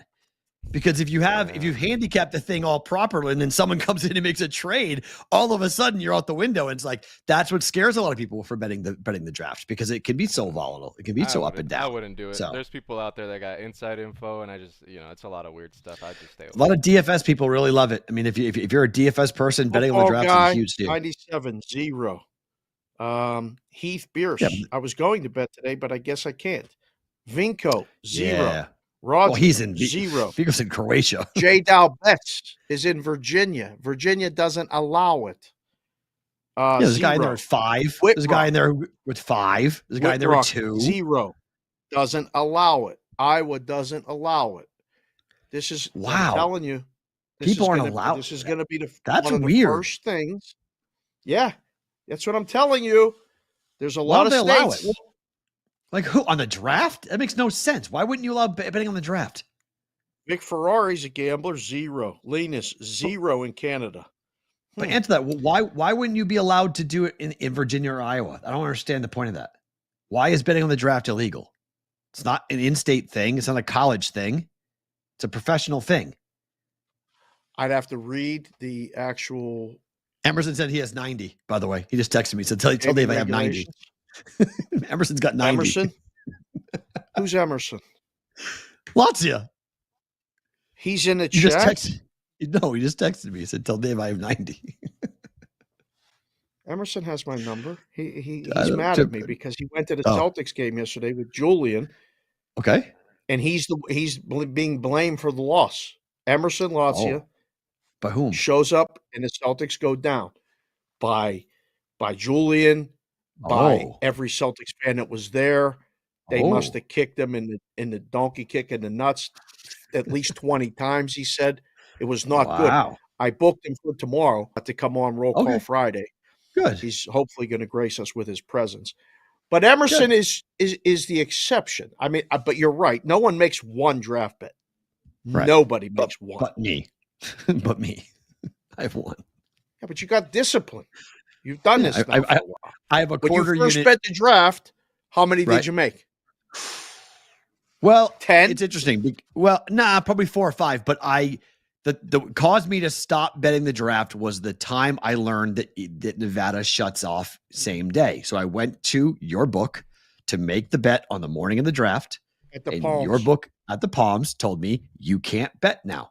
On I said, Thursday. what do you mean I can't bet? Right. On Thursday. Yeah. I said, you can't bet the draft today. I said, you can't bet the draft on the day of the draft. They said, correct. I said, what moron created that law? And they're like, it's this gaming. So I went right to my radio show and did an hour blasting Nevada about how stupid that was. And from that moment on, betting on the draft wasn't very fun. So I just looked up what why that is. This is as of 2 days ago, so I don't know how much merit you guys give to this, but this is what the report says on the draft being illegal in some states. So since the draft unfolds based on decisions by individual teams and executives rather than athletes performing on a field of play, some jurisdictions do not consider it to be a sporting event. New York, for example, bans draft betting based on the state's definition of sports wagering. That's 100% in a lot of states, individual. New York. Things. It's a big state. So that's the way we always did it. Do you know how much business you're driving offshore in New York right now?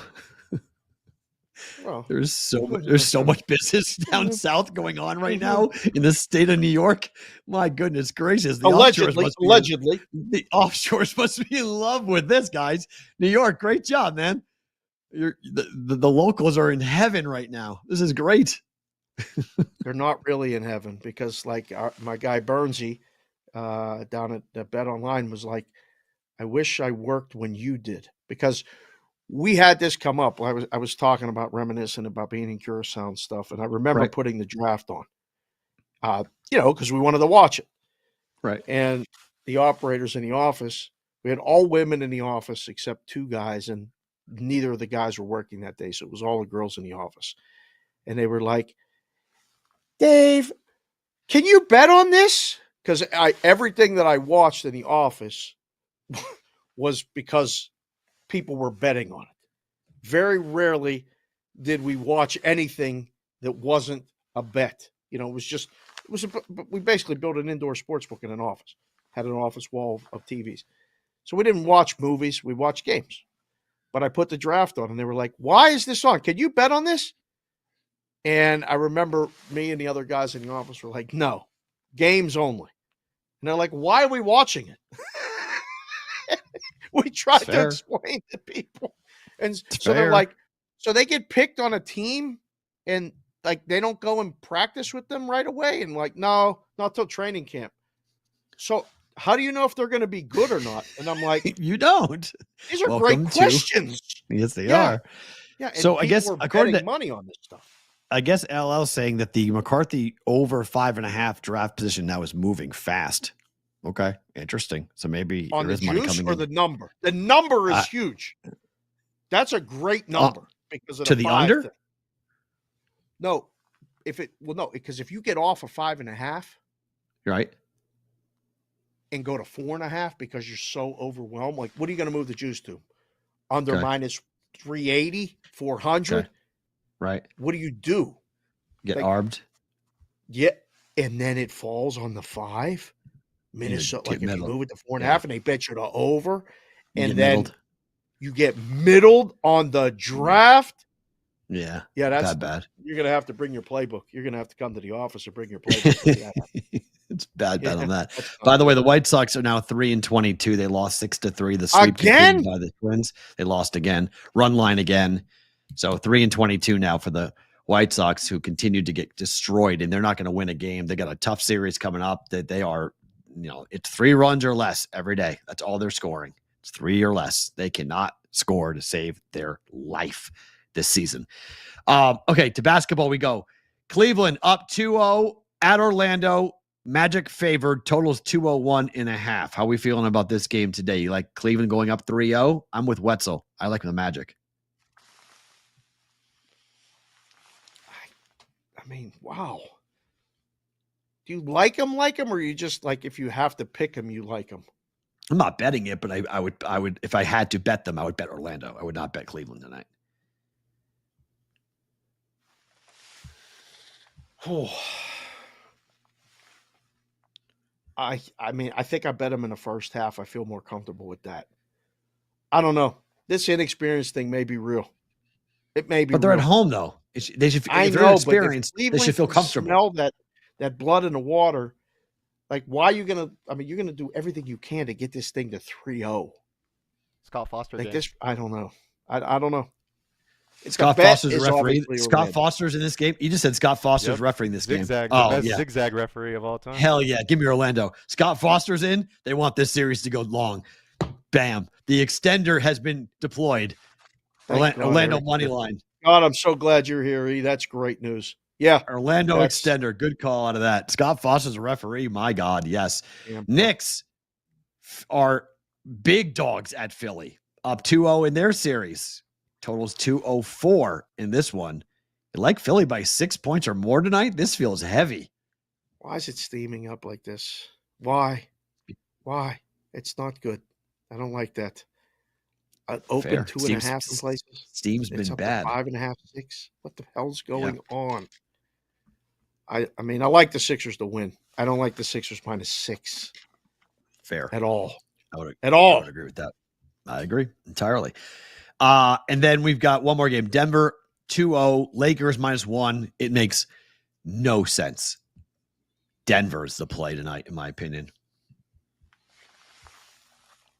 Again, after what we just saw, with all the history, Wetzel said it, you said it.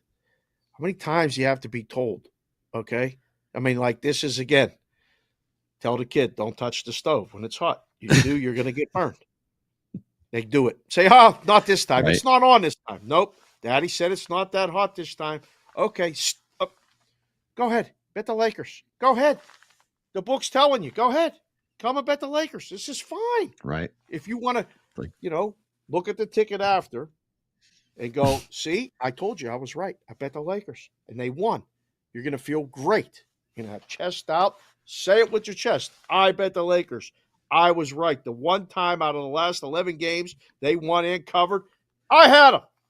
Or Covey, did you do my parlay without just me and you on the same parlay? That's wild. If we are, what? How about that?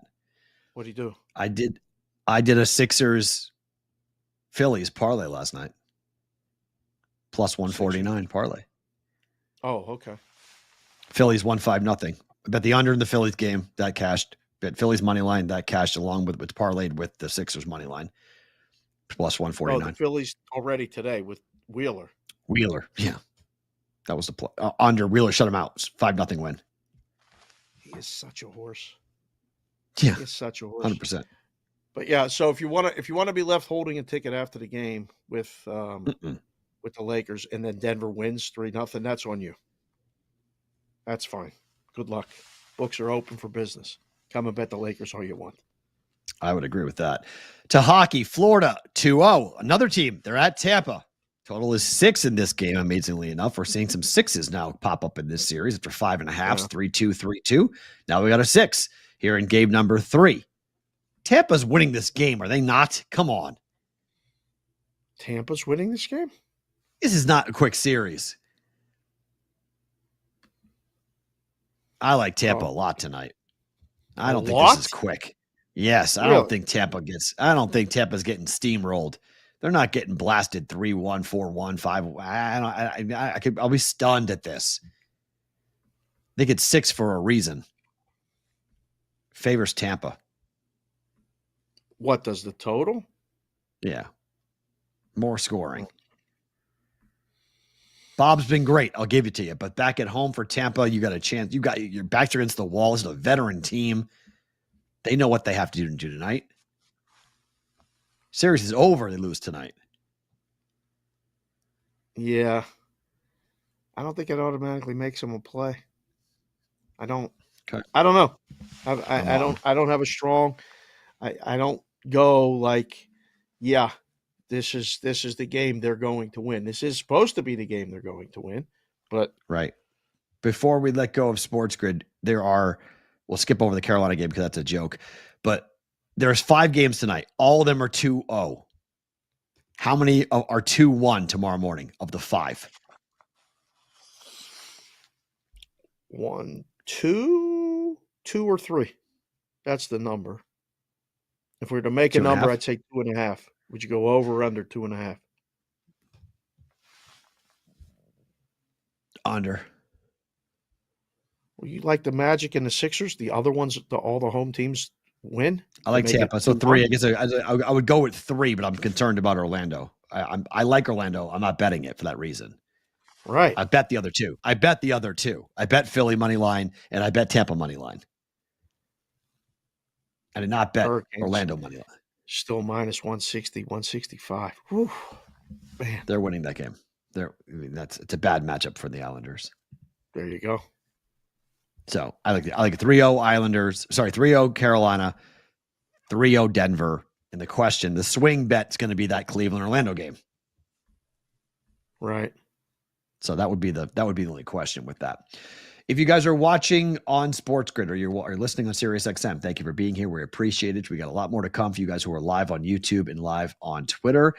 We get to start bonus time right now. Can you fire that? No stinger. No stinger. Oh, yes, I did. It was all right. Check your email. I sent it, but no big deal. That's fine. Bonus time starts now. It's good. Okay. What's the deal with Yamamoto in your mind here? Dodgers and the Nats. That game hasn't started. What we should do is blast the Brigade proxy service. You did. That I did not give to Eric because it was not a football story to talk about. Tomorrow will be the entire show we brought to you by the Brigade proxy service. Basically, that and rhythm for a Roll Call Friday, recapping the first round of the draft. We'll have a ton to talk about tomorrow on the show for the Brigade proxy service. So we'll roll out with that. What do you make? What do you make of what? They're 1-4 in games he's pitched so far this year. I know. 1-4. I mean, we thought the Dodgers we thought the Dodgers might lose 65 games all year, 70 games max all year. 1-4 in the 5 games pitched by Yamamoto, the guy that they were all jumping up and down about landing from Japan. It just started. It's 0-0. They were minus 180 to close. I mean, dare I say this is a big game for him personally? This is the second time the Nationals see him, right? Didn't he get hit? I thought he got hit once by the Nationals. So, let's see here. I'll have to find it. I didn't pull up his history. But right now, Yamamoto pitched 5 games so far this season. He did not face the Nationals, Padres, Cardinals, Cubs, Padres, Mets. Padres twice. Okay, it was the Padres twice. Yeah. 15-11 loss, 6-5 loss, 4-1 win, 8-7 loss, 9-4 loss. He has gone 3 games with 3 or more earned runs given up and 2 games with 0, and the bullpen hurt him. Right. Yeah, the 2 goods were really good. The 3 were, one was painfully average and the other 2 were not good. I don't know. They better win today. If you're a Dodger fan, and with him, and if he becomes one of the concerns, they have enough concerns with the pitching. Like, he was supposed to be one of the rocks. Him and Glass now 1-2. We're good. We'll figure the rest out. Better get this thing figured out with him now too. That's not good. So we'll watch that 0-0 with that. I already bet the Phillies that came in, that cashed to the under when the Phillies winning 5-0 with Wheeler. It's 1-1 Houston and the Cubs. Verlander's second start here with them. Let's see if he's still in the game. Verlander he's out of the game. Went 4 1/3, gave up 3 hits, no earned runs, 7 Ks and 95 pitches. So maybe Verlander gets them right, but they're 7-18. Cubs just scored 2. Was that 2-run home run? Yep. For the Cubs? Yep. 2-run home run for the Cubs. No, 3-1 now. Home run to go up 3-1. Yeah, 3-1 Cubs, right. Yeah, so 2-run home run, sorry. Yeah, 2-run home run for go up 3-1. Chicago leading. They're 9-3 at home. They're 15-9. My overbet 84.5 looking good. You can tell Iggy we're feeling good about his Cubs. They're rolling. They're playing well. Here we go with the Cubs. Did Pete Crow Armstrong just go deep in his first game? Yep. First career Major League hit. First hit is a 2-run dong. Is a crushed fastball gone. Yeah, they're going crazy. That kid's going to be the toast of Chicago. Oh, my. Look out. Everyone's going to be in love with that kid in Chicago. That's awesome. There we go. Here comes the Rook. We don't have a better Booger sticker. The bet it or book it stinger. We'll be back tomorrow, but we go right to it here. Sixers -4.5 up against the Knicks. We better going to booking it. Oh, I want this one to win so bad. If the Sixers don't win this, it's over, done, finished. Yeah. I still think they can win the series. I think they can cover tonight. Bet it. I don't think they're wrong about that. Sixers, Phillies, money line parlay.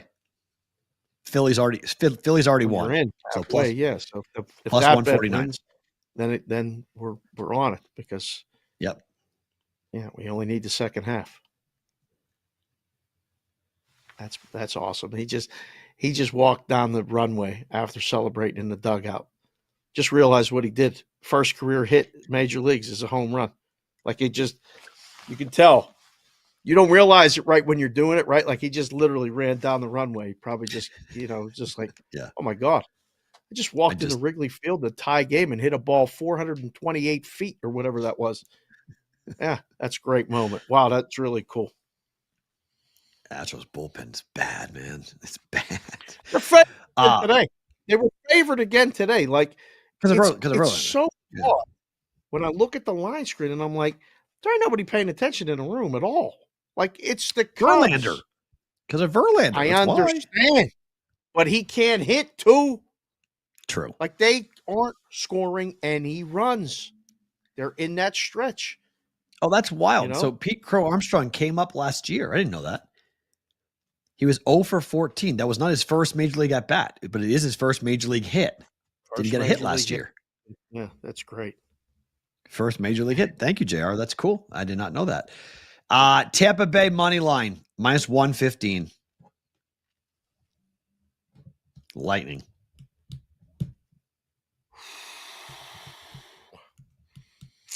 Not sold on this one. I mean, they're supposed to win. It's supposed to be the bet, but I'll book it. This would be the one that might get under 4.5 quarterbacks taken at +300. in the first round of the draft tonight. Good luck. I don't think that's happening, but I hope it does. It'll be great for content because nobody else is saying that. That'll be fun. It's all about Michael Penix Jr. Yeah. He falls. Yeah, it might be Bo Nix too. Who knows? Well, no, I don't know. I mean, well, if Bo Nix goes in the first round, I will lose my mind. I will lose my mind. Penix going the first round, fine. Top 10 picks, get the fuck out of here. But going in the first round, I can see it. I can understand it. Okay. Right. Bo Nix going in the first round, I don't see it. Like, I don't get it. I don't see it. I watched him. I watched almost every game he played at Auburn. He went up against inferior defenses in the Pac-12, put up numbers against shit teams. Right at everything in Oregon, though. That's what I mean. Shit teams, shit defenses. It's a Pac-12. Played with better talent. At Auburn, he played real defenses with real speed. Guys who can really move. Couldn't play the position. Holy crap. LL just came in a chat and said Penix draft position under 32.5 is minus 450. Is that correct? Is that possible? Sure. Yes. Sure. Yeah. Because how do you have a bet minus 450 anything on a draft position bet? Like that's the FU price. Stay the fuck Stop off of it. betting this. Stop betting it. Stop, because everyone's listening to fucking Mel Kiper Jr. He's not getting past our team. Okay. Sure. So if you're still sitting there at fucking pick 40, I'm going to laugh my ass off. Going to go, amazing. Teams look at medicals and go, yeah, I don't know, man. I don't know. Told you that letter he wrote was pretty damn good. I hope Penix does go in the first round, and I think I'll wear the Washington Huskies shirt tomorrow. There you go. I'll wear the Washington. Going in the first round is possible. I'm not saying it's not. I'm just very, very curious to see where he goes. Nick Tom just came in a chance at Bo Nix 12 to the Broncos. That can't be. Oh my God! If that happens, I will fall down laughing. Please, I will fall down laughing. I mean, you fuckers just traded for Zach Wilson, so why not add more mediocre talent? That's great. Keep going. Like Denver, you're doing some crack up jobs. You trade away Russell Wilson, took the biggest dead cap hit in the history of sports. Now you go trade for Zach Wilson and trade for Bo Nix. This is awesome. This is fuck up quarterback 101. This is awesome. Keep going. Like this is just keep burying your team, Denver. This is a great use a top 12 pick on Bo Nix. More power to you. That would be awesome. Keep going. If you're a Raider fan, you're in love with that. Bo Nix goes before Michael Penix, by the way. If that happens, that would be tremendous. It would be absolutely tremendous if Bo Nix goes before Michael Penix Jr. I just got a text open. We're setting up a lunch meeting. The Brain Trust. Today? You know what I'm saying? Right after the show. Make it happen? I don't know. That's gonna be hard. Like I got like 20 minutes I can give you. Like it's gonna be hard. That's gonna be hard. I can fly down and fly back, but I have to post everything on the show and then go get Maddie. Well, yeah. Then after we'll that, talk off air. No, because then I've got my whole day is planned. Like literally, the whole rest of the day is completely booked out. Oh. Okay. Completely booked out. Like it was planned out, booked out 2 days ago. Okay. As to what the kids are going to be doing. So it would cause a problem. No problem. on this. But we'll try to figure something out. Okay. Super Chat's back tomorrow, guys. So we'll get that back on the show tomorrow for that for sure. But favorite thing about today is what? Well, BvB Brigade birthday. Pretty cool. Hell yeah. But I had a couple calls this morning, and I don't even know how to say it. My favorite thing about today is that actions speak louder than words, 100%. But when words are being said about me, you, things, I don't know. It's a very interesting thing when I hear them. And People talking about the show, besmirching the show, talking about things. I was very excited to see you today and do the show. And whomever's watching, I hope you enjoyed it as well. And if you have anything to say, you can go sign up, at thebvbshow.com. Comes directly. sportsbcakeandsig@gmail.com if you'd like to email me. Oh. Or I'll see you at the book. And we can have a discussion. Just going to leave it at that. That's my favorite thing about today. Well, that's a conversation we're going to have off the air because I want more information about that that just was. Okay. Yeah. This is what he does. He says things I have no idea what he's talking about. So, it's good. We know that not to be true. So 2 things for me. First, Eric, phone call yesterday. Says, hey, I want to come and produce the show for a couple days. Can I come to it for tomorrow? A couple times when I got a free day. I want to jump in. I'm like, are you kidding me? Like, yes. He's like, I want to get back in the rotation. Let's do some shows. I mean, Eric, thank you. I mean, that was an unbelievable. I put Dave on the call. We're like, Dave, Eric wants to come back. Eric wants to do some stuff with us. So that's tremendous. I love working. Anytime I can work with you, Eric, I want to work with you, period. Like I want to do whatever we can do. Whatever we can do. Conversation was 5 seconds. Yep. Bang, bang. Quick yes. It was not even like, oh, yes, done. Okay. So it's awesome to get Eric there. Secondly, the Brigade birthday is something that you guys, I did not know was coming. April 25th is a funny movie line because like, what's your favorite date? And the girl says April 25th because you just, it's a warm weather. You wear a light jacket. It's a very famous meme. So you can watch that. I was laughing. I was like, why does April 25th ring a bell? Like, oh, that's why, because it's a movie line. But you guys have taken a hold of something that is wild to me, that you interact both online, offline, in person, in the chat, in the Discord channel. You do so many different things together, and you have taken ownership of this logo and made it so much more than it ever was when it was first created. And that symbolism, the thing I love about, people that study history talk a lot about symbolism, right? What does the American flag really mean? The American flag is just a bunch of colors and stars, right? But when you give the American flag meaning, when you take that and have it represent something, that flag stands for so much more than just a bunch of stars in red and white and blue colors. So for you guys to take the logo and make it more than it actually is, it's not a logo anymore.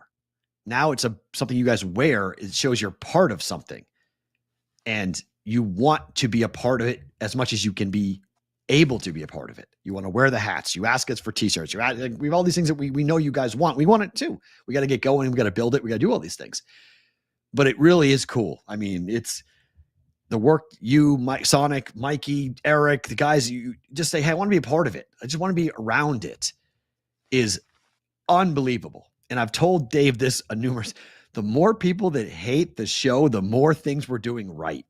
We're doing a lot of things right then. Okay. The more people that hate what we do and hate me or hate the take or whatever it might be, it just means we're doing it right.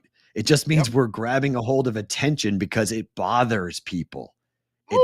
It's so easy to hate in the world. It's so easy to say it sucks. It's so easy to hate Pat McAfee. It's so easy to hate people like that. And I watch it all the time. Fuck him. He sucks. What a prick. Fuck all these things. And I'm like, it's just, I love the line of demarcation. I love the line of either you or it's us or them. I love that. Like, I want everyone on our side, but if you don't want to be on that side, stay the fuck on your side and don't bother. I'm good.